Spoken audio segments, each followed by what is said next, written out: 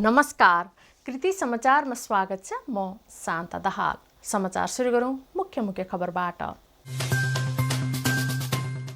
अमेरिकी company Johnson and Johnson र चिनिया सिनोफार्माको भेरोसेल खोप सुनसरीमा सोमबारबाट लगाउन थालिने। उपलब्धताको आधारमा ज्येष्ठ नागरिकलाई जोन्सन खोप लगाइने। देशभरि गुरु पूर्णिमा विशेष कार्यक्रमका साथ मनाइयो। धरानमा पनि विभिन्न कार्यक्रम गरी मनाइयो। नेपाली कांग्रेसको 14औं महाधिवेशनको पूर्व तयारी अनुरूप गरिन लागेको वडा तह अधिवेशनहरू स्थगित। साउन 12 गतेदेखि वडा स्तरीय अधिवेशनको कार्यसूची हाललाई स्थगित। सुनसरीको इटहरीबाट आफ्नै साथीलाई अपहरण गरी बन्धक बनाएको आरोपमा सुनसरी प्रहरीद्वारा 3 जना पक्राउ पर्नेमा इटहरीका सङ्गीत थापा, अनिस कार्की र सिद्धार्थ राई। नेपालमा शनिबार 3114 जना कोरोना संक्रमित थपिए। धरानमा बन्दाबन्दी गर्ने विषयमा छलफल चल्दै। मोरङको विराटनगर सत्र स्थित मटेरुवा चोकबाट प्रहरीद्वारा 2 जना भारतीय नागरिकलाई भारतीय रुपैयाँ र अमेरिकी डलर सहित पक्राउ पर्नेमा लखनऊका अतुल कुमार र सन्दीप सिंह रोय। नेकपा एमाले धरानका 1 दर्जन कार्यकर्ताहरू पार्टी परित्याग गरी नेपाली कांग्रेसमा प्रवेश। नेपाली कांग्रेस पार्टीमा प्रवेश गरेकोमा पश्चाताप नहुने भन्दै नवप्रवेशीहरूलाई हौसला प्रदान। धनकुटाको पाखरीबास नगरपालिकाका 2 युवा कृषि कर्ममा धारणीय बन्दै निजी कृषि वन मार्फत कृषि क्रान्ति। र रेडिकल लाइट नेपाल प्राली धरानद्वारा एसई स्पिकर धरान सिजन 1 को दोस्रो चरणको छनौट सम्पन्न।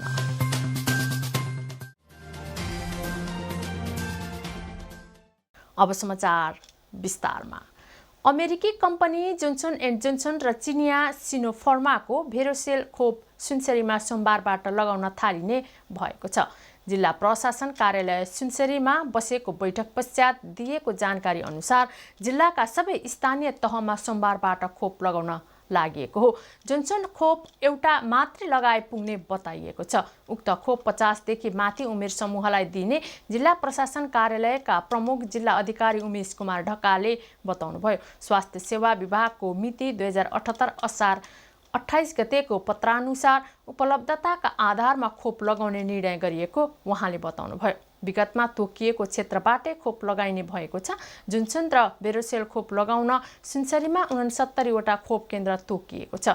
स्वास्थ्य प्रमुख सागर पर्साईका अनुसार जिल्लाभित्र बस्ने 50 देखि 54 वर्ष उमेर समूहभित्रका ज्येष्ठ नागरिकलाई जोन्सन खोप दिइनेछ भने पूर्ण र अति अशक्त अपाङ्गता क र ख वर्गका नागरिकलाई उक्त खोप लगाइनेछ।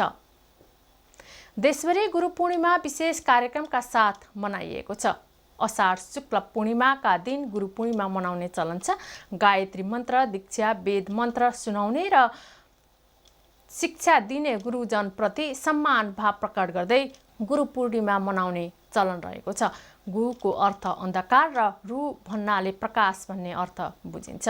सोही दिन गुरुहरूलाई विशेष सम्मान गर्ने प्रचलन रहेको छ।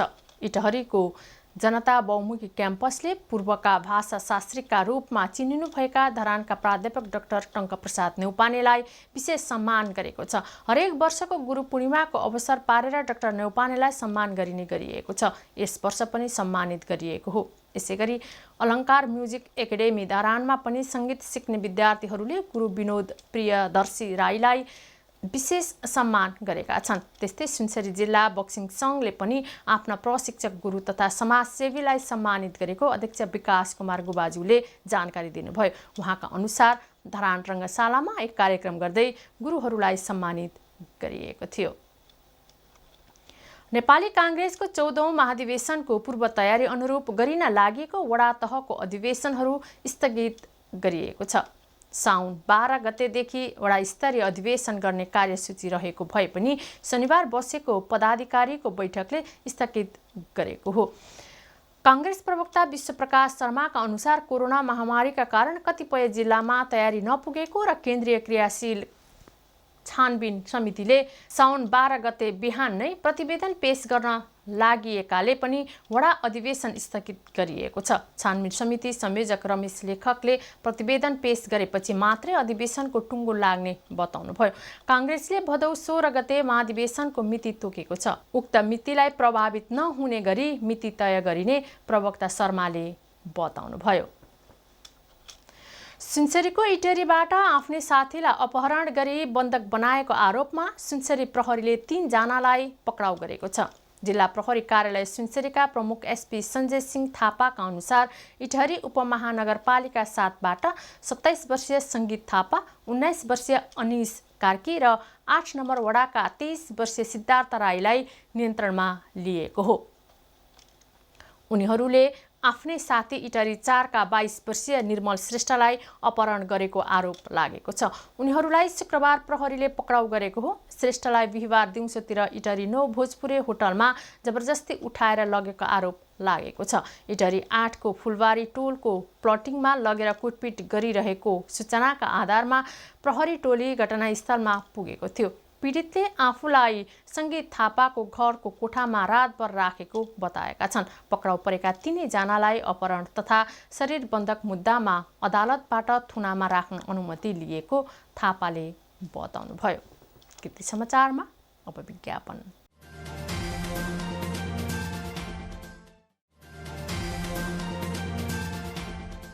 कृति समाचारमा पुनः स्वागत छ। अब बाँकी समाचार।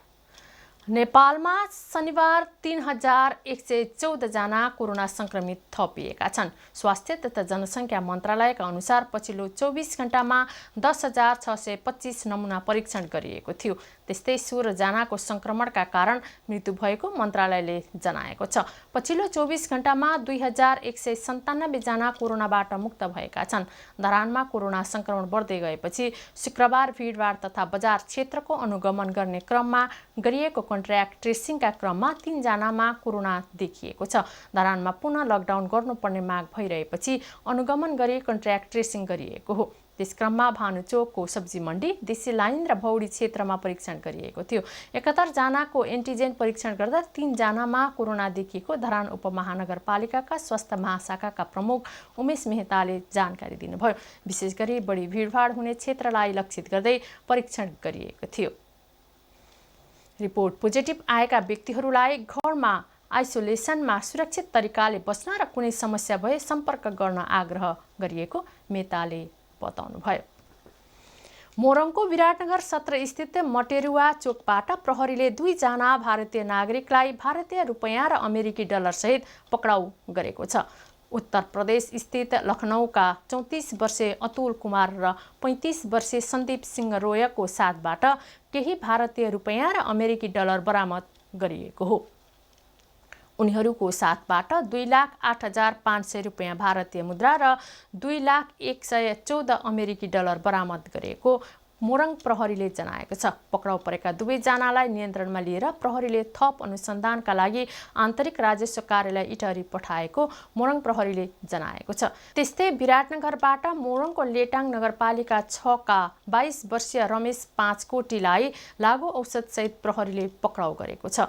लागु औषध नियन्त्रण ब्युरो र सशस्त्र प्रहरीको बीओपी पोस्ट दरैयाको टोलीले विराटनगर 16बाट लुपिजेसिक, डाइजेल्याब, एभिल र फेनारगन गरेर 15 एम्पुल बरामद गरेको छ। नेकपा एमाले धरानका 1 दर्जन कार्यकर्ताहरू पार्टी परित्याग गरी नेपाली काङ्ग्रेसमा प्रवेश गरेका छन्। धरान 2 स्थित पार्टी कार्यालयमा नेपाली काङ्ग्रेस वडा नम्बर 8 बुथ समितिको संयोजकत्वमा शनिबार आयोजित एक कार्यक्रमका बीच नेकपा एमाले परित्याग गरी नेपाली काङ्ग्रेसमा प्रवेश गरेका हुन्। नेपाली काङ्ग्रेस धरानका नगर सभापति एवं मेयर तिलक राई, सुनसरी क्षेत्र नम्बर 1 का सभापति सुरेश मान श्रेष्ठ, सुनसरी जिल्ला सचिव सुजेन्द्र गोले तामाङ, महासमिति सदस्य पर्वत राई लगायतका काङ्ग्रेसी नेताहरूले नवप्रवेशी सदस्यहरूलाई खदा तथा अबिर लगाएर स्वागत गरेका थिए। नेपाली काङ्ग्रेस धरान सचिव श्याम पोखरेलका अनुसार कमला राई, रूपा भुजेल, एलिसा तामाङ, तारा राई, देवी मङ्क्रान्ति, सीता मङ्क्रान्ति, रेणु विश्वकर्मा, सुमित्रा तामाङ, रिना गुरुङ, प्रेम राई र अनुज राईले पार्टी प्रवेश गरेका हुन्। कार्यक्रममा सम्बोधन गर्दै नेताहरूले यहाँहरूलाई कहिले पनि नेपाली कांग्रेस पार्टीमा प्रवेश गरेकोमा पश्चाताप नहुने भन्दै नवप्रवेशीहरूलाई हौसला प्रदान गरेका थिए। धनकुटाको पाखरीवास नगरपालिकामा 2 युवा कृषि कर्ममा उदाहरणीय पात्र बनिरहेका छन्।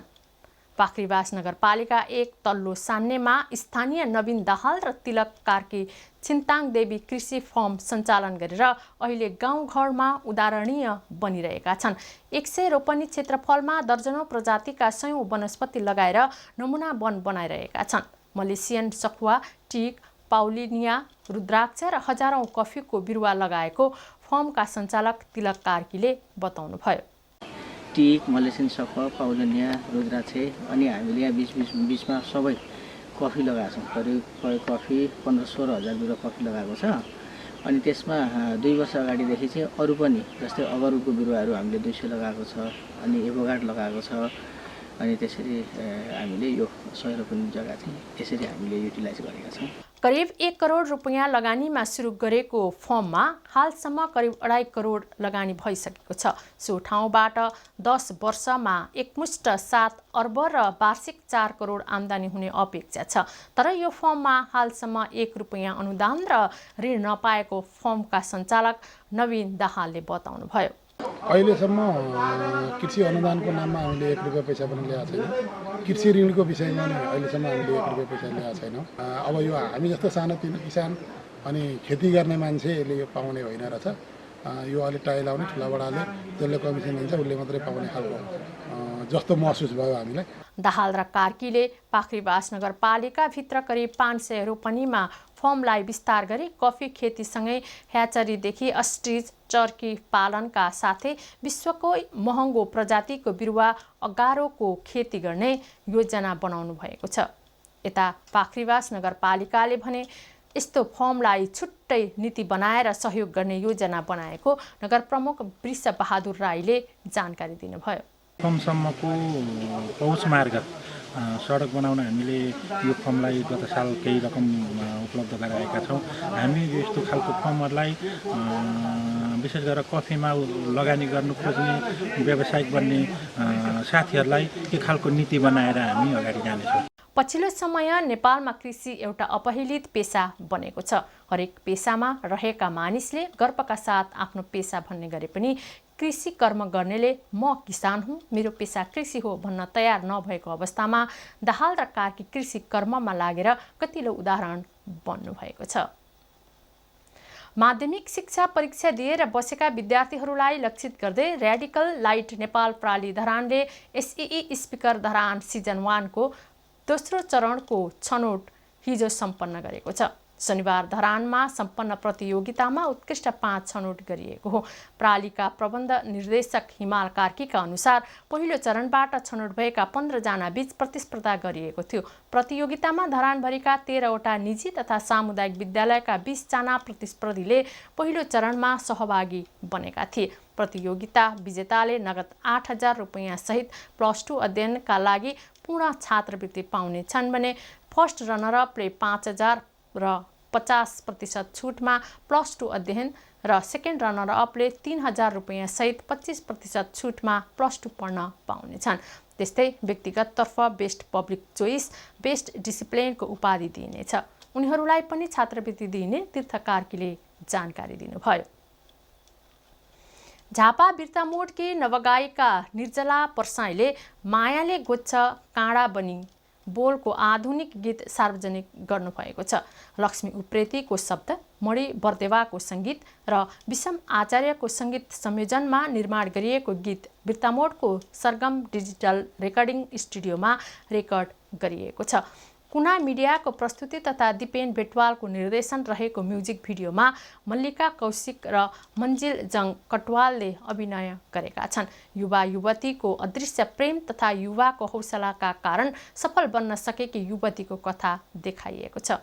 बिर्तामोडमा आयोजित कार्यक्रममा प्रमुख अतिथि वरिष्ठ गीतकार शिवशङ्कर थापाले म्युजिक भिडियोको विमोचन गर्नुभएको थियो। कृति समाचारका अन्त्यमा पुनः मुख्य खबरहरू। अमेरिकी कम्पनी जोन्सन एन्ड जोन्सन र चिनिया सिनोफर्माको भेरोसेल खोप सुनसरीमा सोमबारबाट लगाउन थालिने, उपलब्धताको आधारमा ज्येष्ठ नागरिकलाई जोन्सन खोप लगाइने। देशभरि गुरु पूर्णिमा विशेष कार्यक्रमका साथ मनाइयो। धरानमा पनि विभिन्न कार्यक्रम गरी मनाइयो। नेपाली काङ्ग्रेसको 14औं महाधिवेशनको पूर्व तयारी अनुरूप गरिन लागिएको वडा तह अधिवेशनहरू स्थगित। साउन 12 गतेदेखि वडा स्तरीय अधिवेशनको कार्यसूची हाललाई स्थगित। सुनसरीको इटहरीबाट आफ्नै साथीलाई अपहरण गरी बन्धक बनाएको आरोपमा सुनसरी प्रहरीद्वारा 3 जना पक्राउ पर्नेमा इटहरीका सङ्गीत थापा, अनिस कार्की र सिद्धार्थ राई। नेपालमा शनिबार 3114 जना कोरोना संक्रमित थपिए। धरानमा बन्दाबन्दी गर्ने विषयमा छलफल चल्दै। मोरङको विराटनगर सत्र स्थित मटेरुवा चोकबाट प्रहरीद्वारा 2 जना भारतीय नागरिकलाई भारतीय रुपैयाँ र अमेरिकी डलर सहित पक्राउ पर्नेमा लखनऊका अतुल कुमार र सन्दीप सिंह रोय। नेकपा एमाले धरानका 1 दर्जन कार्यकर्ताहरू पार्टी परित्याग गरी नेपाली काङ्ग्रेसमा प्रवेश। नेपाली काङ्ग्रेस पार्टीमा प्रवेश गरेकोमा पश्चाताप नहुने भन्दै नवप्रवेशीहरूलाई हौसला प्रदान। धनकुटाको पाखरीबास नगरपालिकाका 2 युवा कृषि कर्ममा उदाहरणीय बन्दै निजी कृषि वन मार्फत कृषि क्रान्ति। र रेडिकल लाइट नेपाल प्राली धरानद्वारा एसई स्पिकर धरान सिजन 1 को दोस्रो चरणको छनौट सम्पन्न। हवस् त कृति समाचार यति नै। कृति टेलिभिजन हेर्दै गर्नुहोला। नमस्कार।